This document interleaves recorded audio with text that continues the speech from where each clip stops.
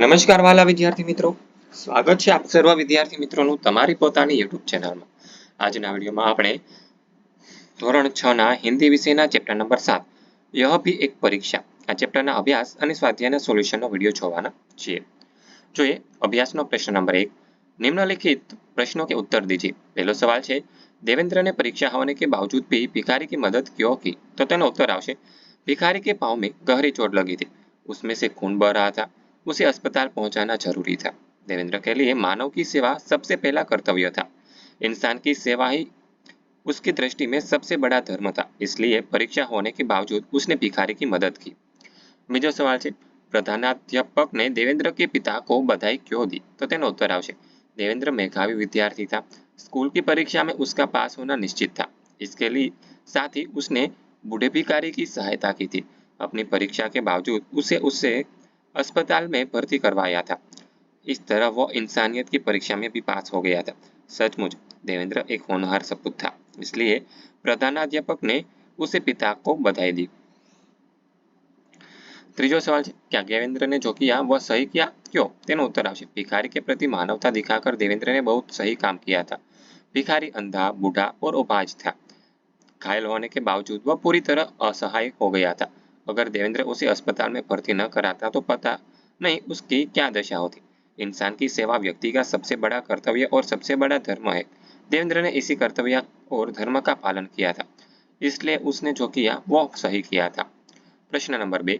आप स्कूल में मैदान में खेल रहे और आपके साथी को पैर में मोच आ गई, तो आप क्या करोगे? चर्चा कीजिए. तो मैं बोलता हूँ, अरे रघु, तू क्यों लंगड़ा रहा है? तो रघु कैसे, खेलते खेलते मेरे पैर में मोच आ गई है, मैं ठीक से चल नहीं सकता. तो मैं कहता हूँ, ठहर, मैं स्कूल के प्राथमिक चिकित्सा केंद्र से आयोडेक्स लेकर आता हूँ. मैंने आयोडेक्स का मतलब रघु के मोच वाले स्थान पर लगाया. कुछ देर बाद, रघु, यार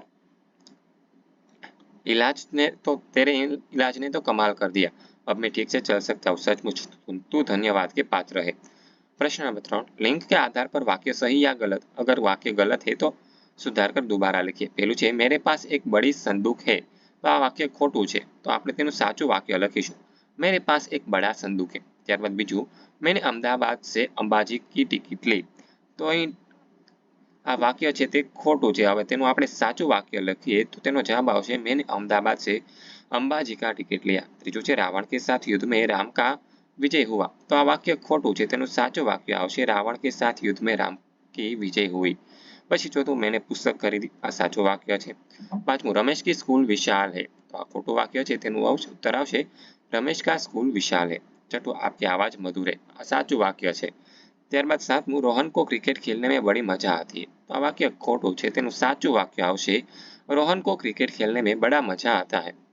आठमो सवाल, हमें पौष्टिक खुराक लेना चाहिए, आ खोटું વાક્ય છે, તેનું સાચું વાક્ય આવશે, हमें पौष्टिक खुराक लेनी चाहिए. नवमું, मैंने एक सुंदर तस्वीर देखा, तो आ खोटું વાક્ય છે, સાચું વાક્ય એવું આવશે કે मैंने एक सुंदर तस्वीर देखी. 10મું, आज भारी बरसात हुआ, आ खोटું वाक्य છે, એનું સાચું વાક્ય એવું બનશે કે आज भारी बरसात हुई.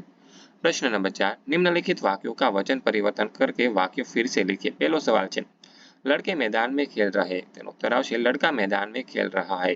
बीजू, आकाश में पक्षी उड़ रहे, तेनो उत्तर आवशे, आकाश में पक्षी उड़ रहा है. ત્રીજું, मैंने आज एक व्यक्ति की मदद की, तेनो साचो जवाब आवशे, मैंने आज कई व्यक्तियों की मदद की. चौथું, उद्यान हरे भरे पेड़ है, तो तेनो उत्तर आवशे, उद्यान में हरे भरे पेड़ है. पांचमुं, मेरी किताब वापस दीजिए, तो तेनो जवाब आवशे, मेरी किताबें वापस दीजिए. स्वाध्याय જોઈએ તેનો પ્રશ્ન નંબર 1. निम्नलिखित प्रश्नों के उत्तर दीजिए. पहला सवाल है, बूट पालिश वाले ने राहगीर से क्या कहा? तो तेनो उत्तर आवशे, बूट पालिश वाले ने राहगीर से कहा कि मैं आपके जूते चमकाकर शानदार बना दूंगा, मैं उन्हें आईना बना दूंगा, उनमें अपनी शक्ल देखकर फिर आप पैसे दीजिए, वे भी सिर्फ 2 रुपये.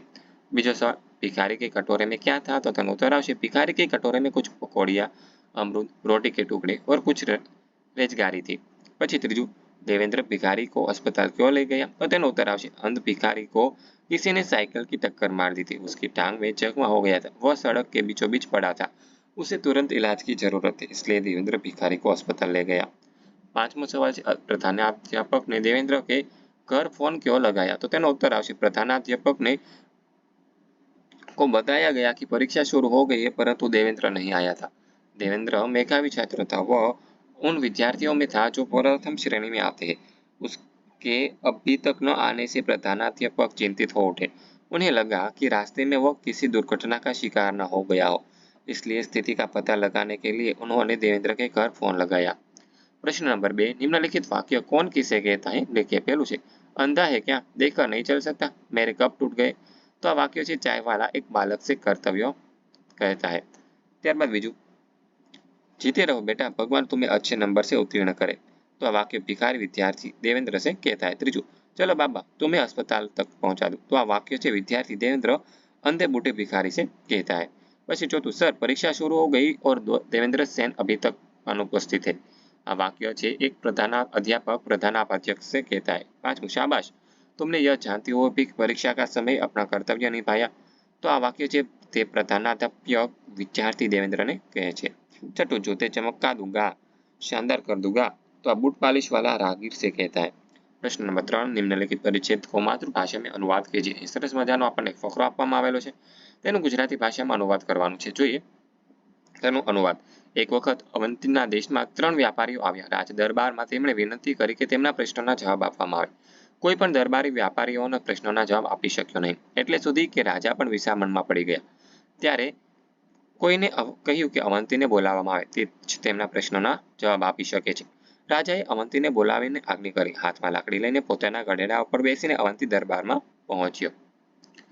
વિદ્યાર્થી મિત્રો, આ વિડીયો જોયો, સાંભળ્યો અને સમજ્યા તે બદલ આપ સર્વનો ખૂબ ખૂબ આભાર। આવા જ એક નવા વિડીયો સાથે આપણે ફરી મળીશું। ત્યાં સુધી આ વિડીયોની લિંક તમારા મિત્રો અને દોસ્તોને શેર કરજો, જેથી કરીને તેઓ આ સોલ્યુશનનો લાભ લઈ શકે। અને હા વિદ્યાર્થી મિત્રો, આપણી આ ચેનલમાં ધોરણ 6 ના હિન્દી વિષયના તમામ ચેપ્ટરના સ્વાધ્યાયના સોલ્યુશનના વિડીયો અપલોડ થઈ ગયા છે, જેની લિંક તમને નીચે ડિસ્ક્રિપ્શનમાં આપવામાં આવેલી છે। અને આ ચેપ્ટરની પીડીએફની લિંક પણ તમને નીચે ડિસ્ક્રિપ્શન